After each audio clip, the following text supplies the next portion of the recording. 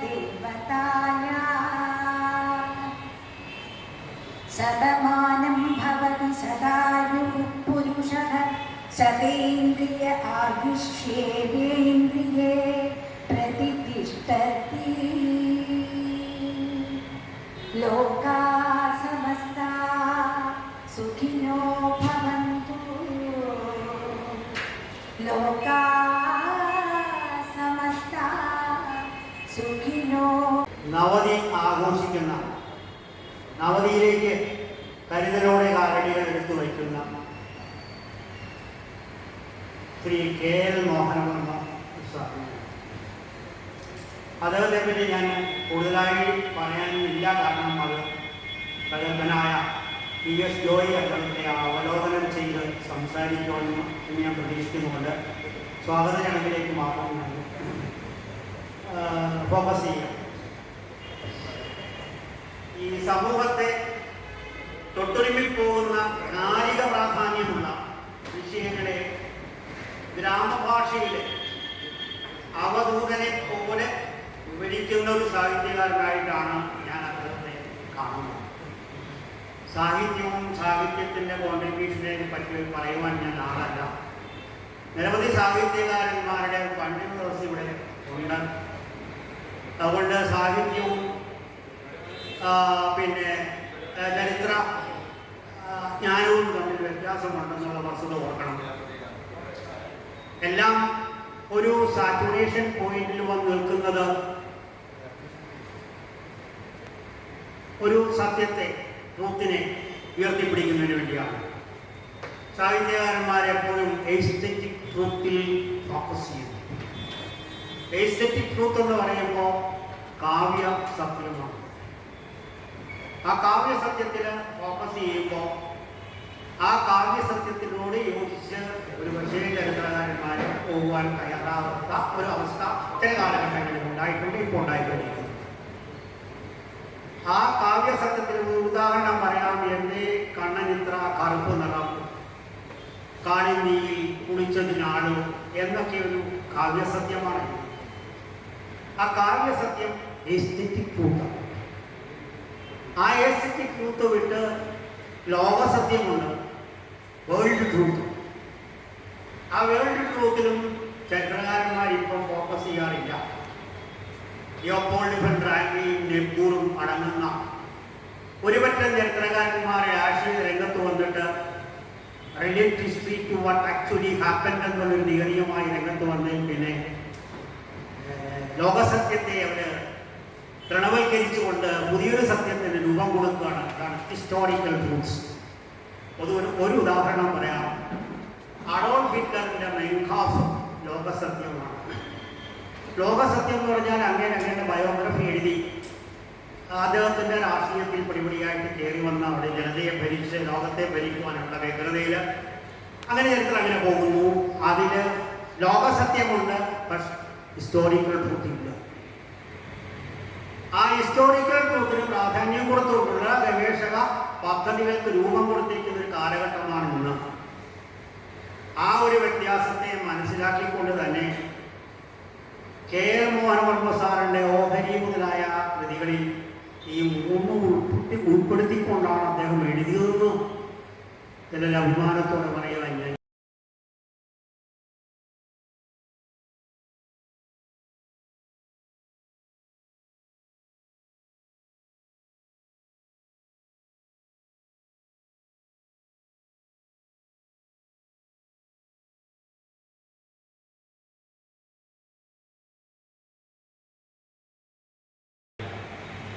ഇന്ത്യയുടെ ആത്മാവ് കണ്ടെത്തിയ മഹാകവി കാളിദാസന്റെ വാക്കുകൾ കടമെടുക്കുന്നു.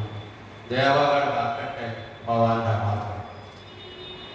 ഭാരതീയ വേദാന്ത ദർശനത്തിൻ്റെ അകപ്പൊരുളിനെ സ്പർശിക്കുന്ന ഒരു വാക്കുകൂടെ പറയുകയാണ് സംസ്കൃതത്തിൽ. അതാണല്ലോ നമ്മുടെ പുരം.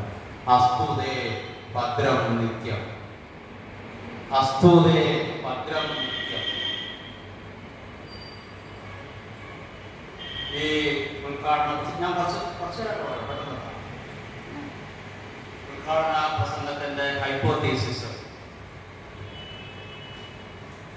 സ്വജീവിതം കൊണ്ട് കർമാനുഷ്ഠാനങ്ങളുടെ ചൈതന്യവത്തായ ജീവിതം കൊണ്ട് അടയാളപ്പെടുത്തലുകൾ നടത്തുമ്പോഴാണ് ഒരു മനുഷ്യൻ്റെ ജീവിതം സാർത്ഥകമാകും. ഏതു മേഖലയിലായാലും. കർമാജി എഴുത്തുകാരനാണ്. അദ്ദേഹത്തിൻ്റെ ഗ്രന്ഥങ്ങൾ, അദ്ദേഹത്തിൻ്റെ സാഹിത്യ പ്രവർത്തനം, അദ്ദേഹത്തിൻ്റെ സാമൂഹ്യ അവബോധം, ഇതെല്ലാം അദ്ദേഹം തൻ്റെ കർമ്മമണ്ഡലത്തിൻ്റെ അടയാളപ്പെടുത്തലുകൾ നടത്തി സാർത്ഥകമായി ജീവിതത്തെ മാറ്റി എന്നുള്ളതാണ് വർമാജി നമ്മുടെ മുമ്പിലിരിക്കുമ്പോൾ നമുക്കേറെ സന്തോഷം നൽകുന്നത്. അപ്പം അങ്ങയുടെ സാർത്ഥകമായ ജീവിതത്തിൻ്റെ മുമ്പിൽ ഞങ്ങൾ ഈ സദസ്സിലും വേദിയിലും ഇരിക്കുന്ന എല്ലാവരും ആദരപൂർവ്വം പ്രണമിക്കുന്നു. ഞാൻ വർമാജിയെ പരിചയപ്പെടുന്നത് മഹാരാജാസ് കോളേജിൽ പഠിക്കുമ്പോഴാണ്.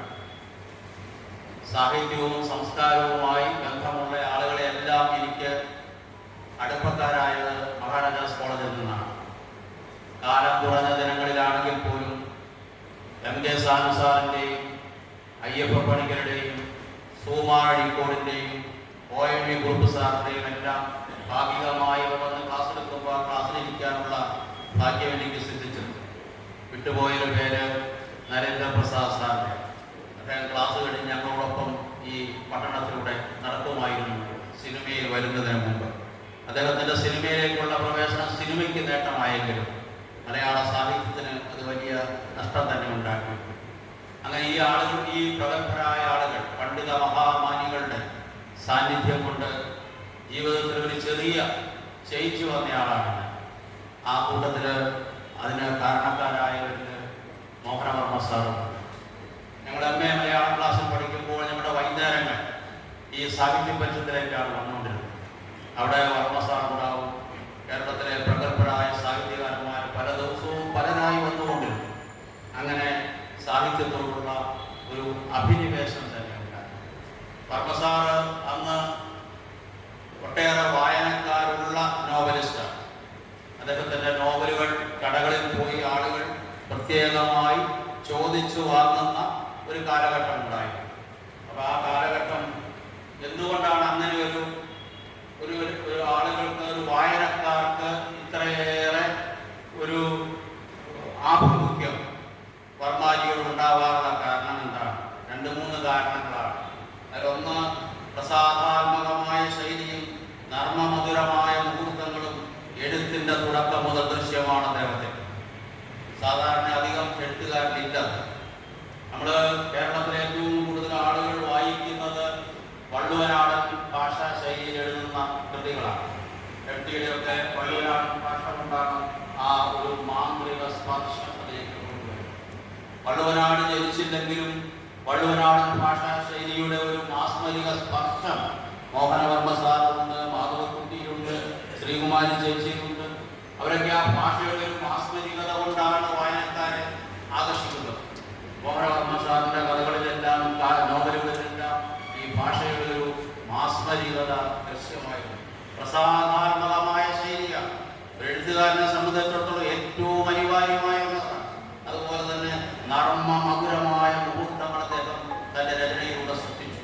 ആ മുഹൂർത്തങ്ങളാണ് വായനക്കാരനെ പിടിച്ചു നിർത്തിക്കൊണ്ടിരുന്നത് എന്നുള്ള യാഥാർത്ഥ്യം നമുക്ക് വിസ്മരിച്ചുകൂടാ. മറ്റൊന്ന്, ചിന്തയിലും പ്രവൃത്തിയിലും ആധുനിക ജീവിതത്തിൻ്റെ പുരോഗതികളോട് ആഭിമുഖ്യം പുലർത്തുന്ന എഴുത്തുകാരനാണ്. 90 അദ്ദേഹത്തിൻ്റെ മനസ്സ് കൂടി വന്നാൽ 19, 18, 17 ആ ലെവലിൽ നിൽക്കുകയാണ് ഇപ്പോഴും. ഇതാണ് അസാധാരണത്തെ അത്ഭുതമതാണ്. അപ്പൊ ചിന്തയിലും പ്രവൃത്തിയിലും ആധുനിക ജീവിതത്തിന്റെ പുരോഗതികളോട് സാധാരണ എല്ലാവരും ചെയ്യുന്നത് എന്താണ്? കൊച്ചു പിള്ളേരെ ചീത്ത പറച്ചിലാണ്. അവർ ശരിയല്ല, അവരുടെ പോക്ക് ശരിയല്ല, അവരുടെ സംസാരം ശരിയല്ല, മുടി ശരിയല്ല. ഇങ്ങനെ നിരന്തരം വളർന്നു വരുന്ന കുട്ടികളെ ചീത്ത പറയുന്നിടത്ത് ഒരാൾ നിന്ന് പറയുകയാണ്, ഇവരിലാണ് പ്രതീക്ഷ, ഇവരിലാണ് ചൈതന്യം, ഇവരെ കണ്ടുപഠിക്കാനുണ്ട്, ഇവർ നമ്മളെയും കവച്ചു വയ്ക്കുന്നു, ഇവരിലൂടെയാണ് ലോകം വളരുന്നത് എന്ന് പറഞ്ഞു തന്നയാളാണ് KM മോഹൻ. അദ്ദേഹത്തിന്റെ രണ്ടാമത്തെ പ്രത്യേകത ഇതാണ്. ചിന്തയിലും പ്രവൃത്തിയിലും ആധുനിക ജീവിതത്തിന്റെ പുരോഗതികളോട് അദ്ദേഹം ആഭിമുഖ്യം ഈ ആഭിമുഖ്യമാണ് നമുക്ക് വേണ്ടത്. പുതിയ തലമുറയെ മാറ്റി നിർത്തിക്കൊണ്ടല്ല നവലോകം സൃഷ്ടിക്കേണ്ടത്. എന്നും ഒരേ രീതിയിൽ ലോകത്തിന് ചിന്തിക്കാൻ പറ്റില്ല. ആ യാഥാർത്ഥ്യം അധികം ആളുകൾ മനസ്സിലാക്കുന്നില്ല എന്നുള്ളതാണ്. കാളവണ്ടിയുടെ യുഗത്തില് വ്യോമയാനത്തിലൂടെ സഞ്ചരിക്കുന്നയാൾക്ക് ചിന്തിക്കാൻ പറ്റില്ല. ഈ ചിന്തകളിൽ വരുന്ന വ്യതിയാനങ്ങളെ അത് ഉൾക്കൊള്ളാൻ അതാത് കാലഘട്ടത്തിലുള്ള എഴുത്തുകാർക്കും മുതിർന്ന തലമുറയ്ക്കും കഴിയുമ്പോഴാണ് ഇളം തലമുറയിൽ ഈ മുതിർന്ന തലമുറയ്ക്കുള്ള ആദരവുണ്ടാകുന്നത്. അവർക്ക് പുതിയ വഴികൾ തേടി പോകാൻ കഴിയുന്നു. അങ്ങനെയാണ് സാർ അങ്ങനെ ഒരു മാർഗം നമുക്ക് തോന്നുന്നത്. മൂന്നാമത് ഒരു കാര്യം കൂടിയും തൻ്റെ പുതിയ അറിവുകളും ഉത്തരാധുനിക ജീവിതത്തിന്റെ വിവിധ സമസ്യകളും കഥാഖ്യാനത്തിലൂടെ അവതരിപ്പിക്കുന്നു. സാറിനെ കുറിച്ച് ഞാൻ സംസാരിക്കുമ്പോൾ ഞാൻ മനസ്സിലാക്കിയിട്ടുള്ളത് ഏറ്റവും ലേറ്റസ്റ്റ് ടെക്നോളജി. ഒരു ആള് പോലും നമ്മുടെ ഈ നാട്ടിൽ അറിയാത്ത കാര്യങ്ങൾ യൂറോപ്പിലും മറ്റും ഉണ്ടാകുമ്പോൾ അത് ആദ്യം അറിയുന്ന മലയാളി മോഹനവർമ്മ സാറേ. അതാണ് സാറിന്റെ ഏറ്റവും വലിയ പ്രത്യേകത. ഈ ഭൂമി വിട്ടൊരു ജീവിതത്തെ കുറിച്ച് ഒരു പക്ഷെ ആദ്യമായി സംസാരിച്ച മലയാളി മോഹനവർമ്മ സാർ. കാലം ഇനിയും മുമ്പോട്ട് പോകുമെന്നും അങ്ങനെ ഭൂമിയിലെ മനുഷ്യർ അന്യഗ്രഹങ്ങളിൽ പോയി വാസസ്ഥലങ്ങൾ സൃഷ്ടിക്കുമെന്നും ആ വാസസ്ഥലങ്ങളിലൂടെ ഒരു നവീനമായ ജീവിതം, ഭൂമിയിലല്ലാത്ത ഒരു ജീവിതം കെട്ടിപ്പടുക്കുമെന്നും ഒക്കെ സ്വപ്നം കാണാൻ കഴിഞ്ഞിരുന്നയാളാണ് മോഹനവർമ്മ സാർ. അത് വീണ്ടും അത് യാഥാർത്ഥ്യത്തിലേക്ക് അടുത്തുകൊണ്ടിരിക്കുകയാണ്. ഓരോ ദിവസവും നമ്മൾ കാര്യങ്ങൾ അറിയുമ്പോൾ, ശാസ്ത്ര സാങ്കേതികതയുടെ വളർച്ച അറിയുമ്പോൾ നമുക്ക് മനസ്സിലാകുന്നത് അങ്ങനെയാണ്. പക്ഷെ അത് ദീർഘദർശനം ചെയ്യുന്നു. ദീർഘദർശനം ചെയ്യുന്നവരാണ് പ്രതിഭാശാലികൾ. പ്രതിഭാശാലി എന്ന് പറഞ്ഞാൽ ദീർഘദർശനം ചെയ്യുന്നവരാണ്. ദീർഘദർശനം നടത്തിക്കൊണ്ടാണ് അദ്ദേഹം ഓരോ കൃതിയും എഴുതുന്നത്. 1000 വർഷം അപ്പുറത്തേക്കുള്ള ജീവിതത്തെ കണ്ടുകൊണ്ടാണ്. അപ്പോൾ അദ്ദേഹം തൻ്റെ പുതിയ അറിവുകൾ, പുതിയ ആശയങ്ങൾ, ഉത്തരാധുനിക ജീവിതത്തിന്റെ വിവിധ സമസ്യകളെ കഥാഖ്യാനത്തിലൂടെ അവതരിപ്പിക്കുന്നു. പിന്നെ മറ്റൊരു പ്രത്യേകത നർമ്മബോധമാണ്. നർമ്മബോധത്തോടെ ചടുലമായ ഭാഷ ഉപയോഗിച്ച് രചിക്കപ്പെട്ട ശക്തമായ പ്രമേയങ്ങളാണ് വർമാജിയുടെ കൃതികളെ വ്യത്യസ്തമാക്കുന്നത്. അത് പിന്നീട് ഞാൻ കുറച്ചുകൂടെ കറിയാച്ചന്റെ കഥകളിലൂടെ അത് അവസാന ഭാഗം വിശദീകരിക്കും. പ്രമേയ സ്വീകരണം കൊണ്ടും ആഖ്യാന രീതി കൊണ്ടും വിനോദവും വിജ്ഞാനവും വായനക്കാർക്ക് നൽകാൻ പറ്റിയ കഥ പറയുകയാണ് വർമാജി രചനയുടെ ചെയ്യുന്നത്. വിജ്ഞാനത്തെ ഒരു കടുകട്ടി മെറ്റീരിയൽ പോലെ അദ്ദേഹം വെച്ചിട്ട് അവിജ്ഞാനത്തിലേക്ക് വിനോദം നൽകാം. അപ്പോൾ വായനക്കാർക്ക് വായിക്കാൻ എളുപ്പമുണ്ടായി, പറയാൻ എളുപ്പമുണ്ടായി, ചിന്തിക്കാൻ എളുപ്പമുണ്ടായി. ഇത്തരത്തിലെ ആദ്യത്തെ കഥ വരുന്നത് 1967 മാതൃഭൂമി ആഴ്ചപ്പതിപ്പാണ് വരുന്നത്. പാരസമണി എന്ന കഥയാണ്. 71 ഋതുസന്ധി എന്ന നോവൽ